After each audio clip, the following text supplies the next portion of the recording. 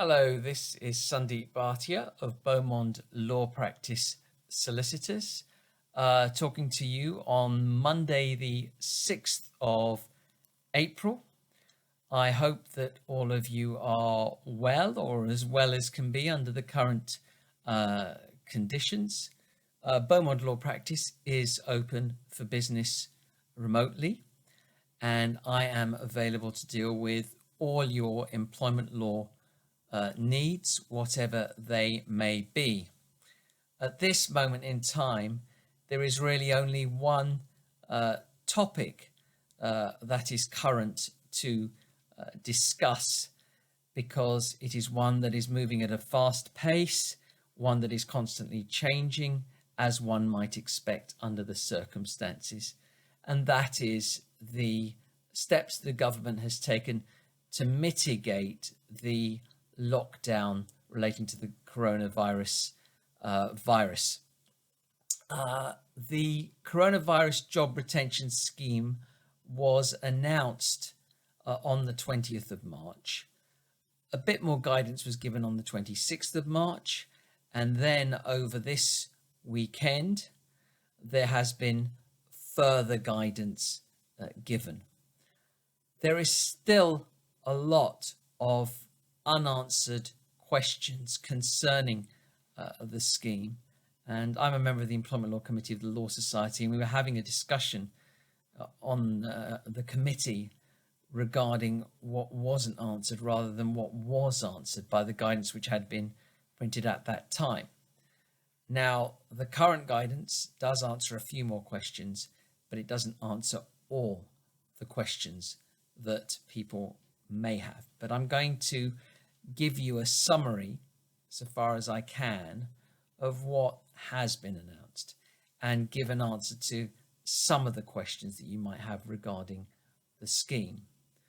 The thing to note overall with the coronavirus job retention scheme is that it does not surpass current employment law. It is subject to current employment law, and therefore when any decisions are taken about whether to put it into practice or whether to, as the term goes, furlough employees is concerned, careful thought needs to be given to the possible employment law questions which might arise in order to prevent a claim against an employee being brought in the months and years to come.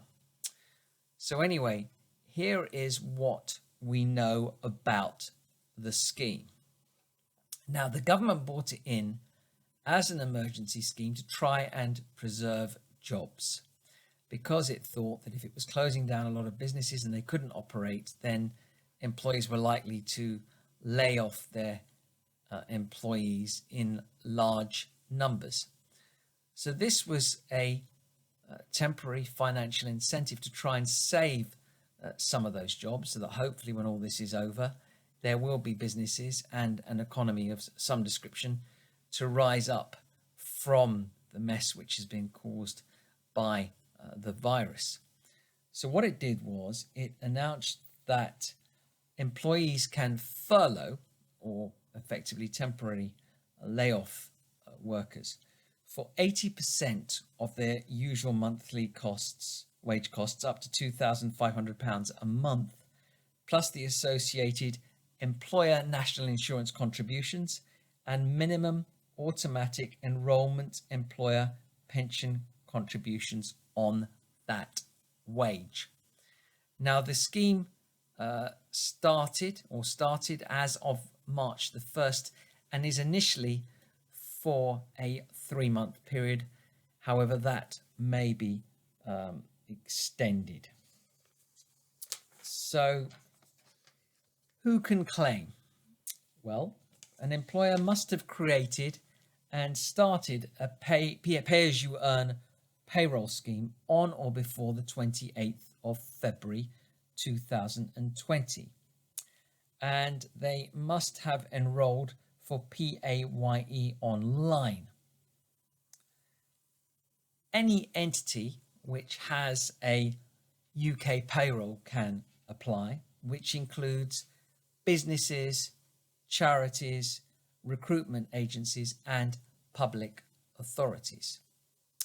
One thing which the guidance now answers is that apprentices are also covered, and they can be followed in the same way as other employees, and they can also continue to train whilst they are furloughed. However, apprentices need to be paid at least the apprenticeship minimum wage, national living wage, or national minimum wage as appropriate for all the time that they spend training, which means that an employer would have to cover any shortfall that may cause.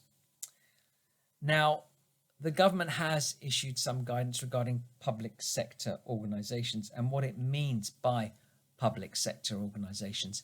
And by and large, they are encouraged not to use this scheme because most of them continue to provide essential public services or contribute to the response to the coronavirus outbreak.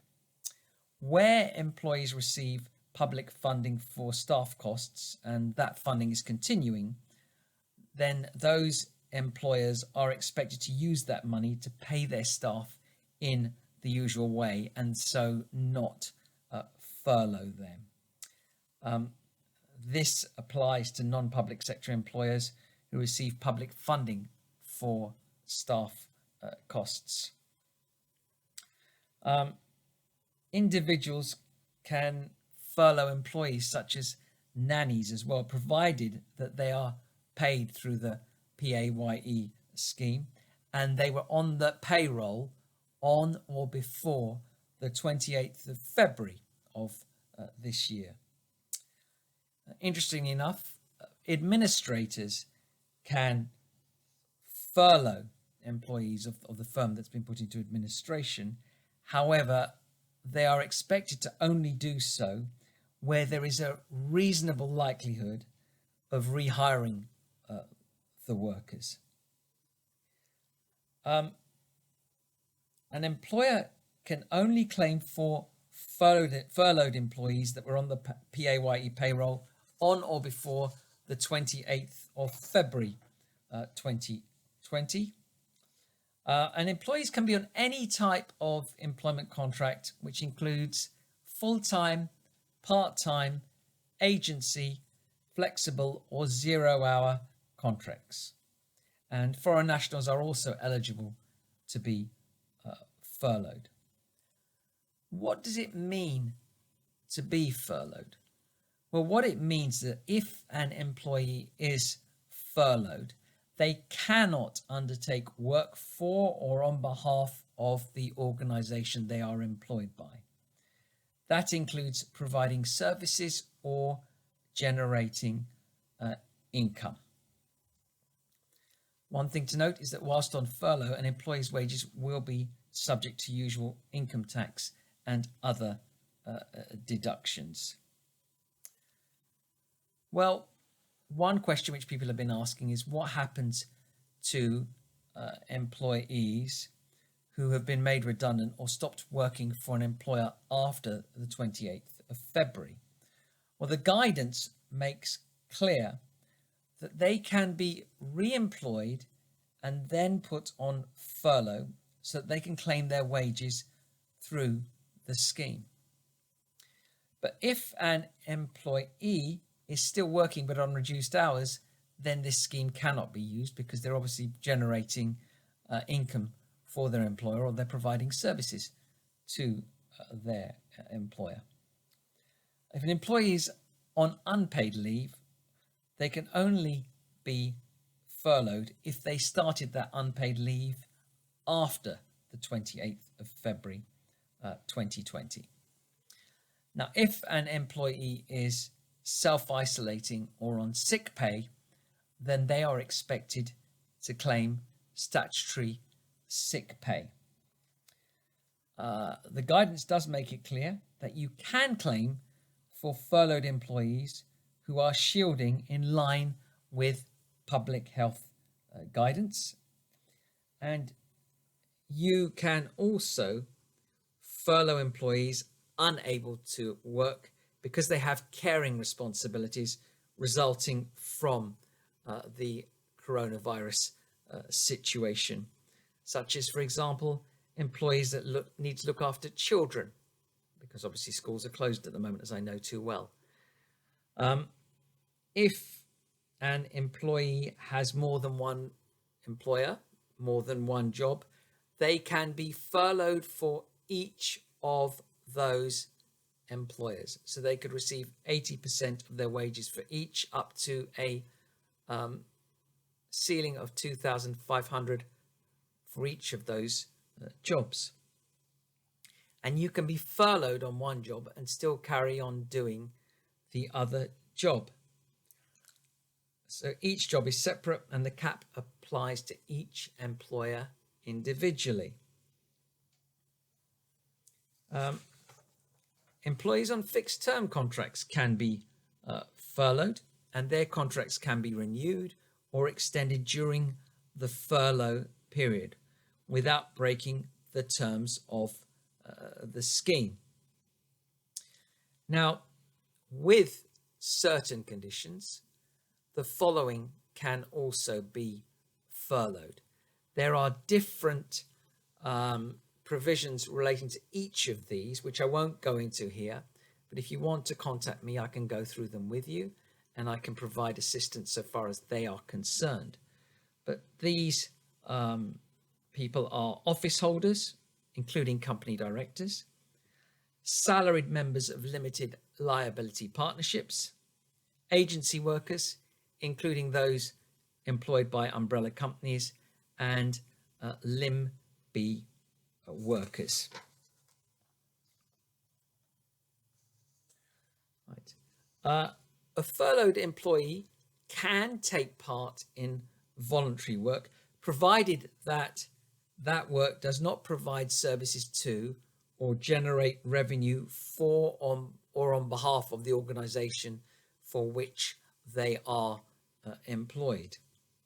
But an organization can agree to find furloughed employees new work or volunteering opportunities whilst on furlough, if that's in line with public health guidance.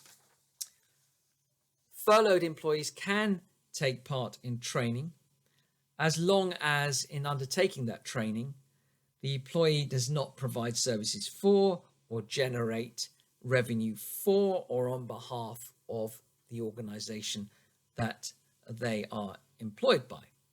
And rather sweetly, the guidance says that furloughed employees should be encouraged to undertake training. When training is undertaken by furloughed employees at the request of the employer, they are entitled to be paid at least their appropriate national minimum wage for this time. But in most cases, the furlough payment of 80% of regular wages up to a value of £2,500 will provide sufficient monies to cover these training hours. However, where the time spent training attracts a minimum wage entitlement in excess of the furlough payment, employers will need to pay the additional wages. If an employee is on maternity leave, adoption leave, paternity leave, or shared parental leave, the normal rules for what they can claim apply.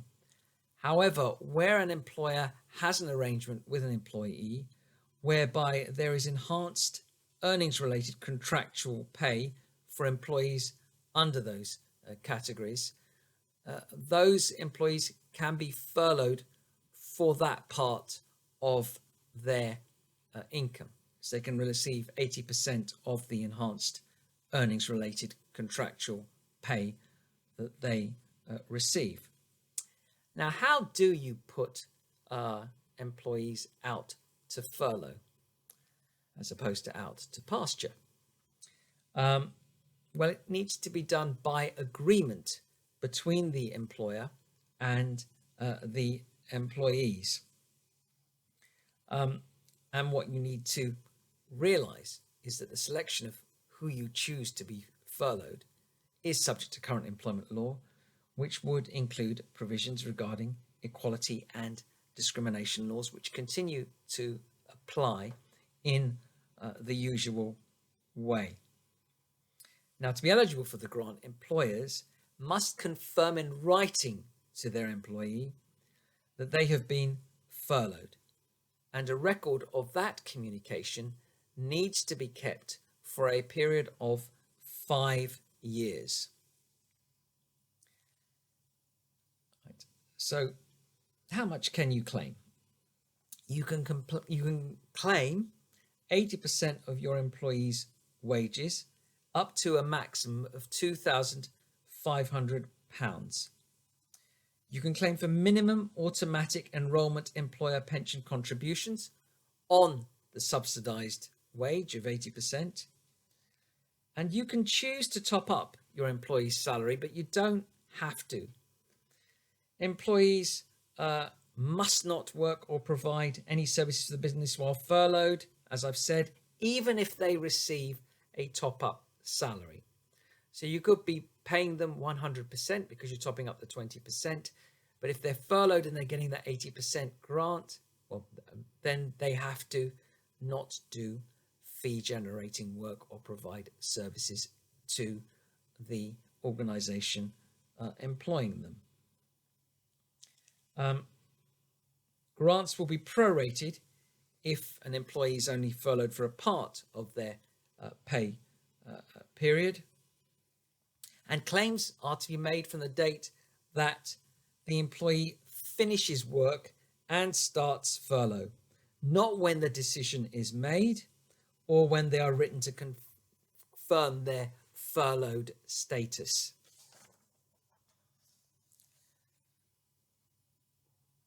Now, what happens with an employee whose pay varies?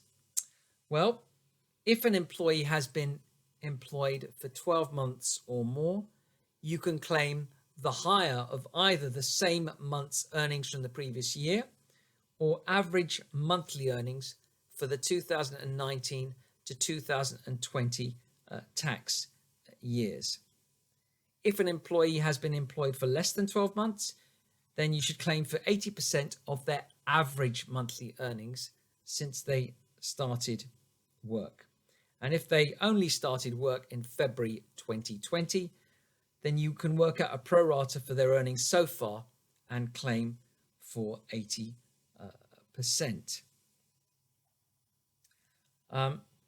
You'll still need to pay employer national insurance and pension contributions on behalf of your furloughed employees, and you can claim for those as well, but you cannot claim for additional national insurance or pension contributions you make because you choose to top up on your employee's salary, and you cannot claim for any pension contributions you make that are above the mandatory employer contribution. You can claim for any regular payments you're obliged to pay your employees, whatever that means, but this is said to include wages, past overtime, fees, which I don't understand what they mean by fees there, and compulsory commission payments. However, a discretionary bonus, including tips and commission payments and non-cash payments, should be excluded. And the reference salary claimed for should not include the cost of non-monetary benefits provided to employees, including benefits in kind, such as a private health insurance or a company car. Similarly, benefits provided through salary sacrifice schemes, including pension contributions that reduce an employee's taxable income, should also not be included in the reference salary. Where the employer provides benefits to furloughed employees, those should be in addition to the wages that must be paid under the terms of the job retention scheme. The apprentice levy and student loan should continue to be paid as usual. Individuals who are entitled to the national living wage, national minimum wage, or national apprentices minimum wage for the hours they are working or treated as working under minimum wage rules.